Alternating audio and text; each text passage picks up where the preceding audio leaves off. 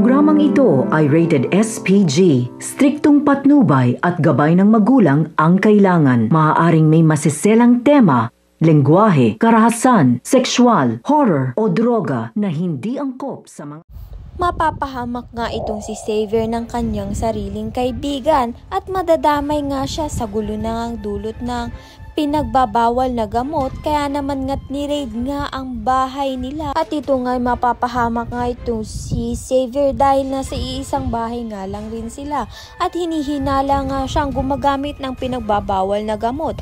Makikita nga sa akto ni Princess ito nga si Xavier sa bar at mga kaibigan nga niya. Kasama nga ni Princess ang kaibigan niya at sinabi nga ng kaibigan niya na mga gang nga raw yun na gumagamit nga ng ipinagbabawal na gamot. May posibilidad nga na makulong nga itong si Xavier dahil na napahamak nga siya ng kaibigan niya at magkikita nga sila ng sarili niya ngang ina sa kulungan. Sa kabilang banda naman nga tuloy nga si Divina sa pagbagsak nga dito kay Charlene, kaya naman nga si Raymond ang punteriya niya.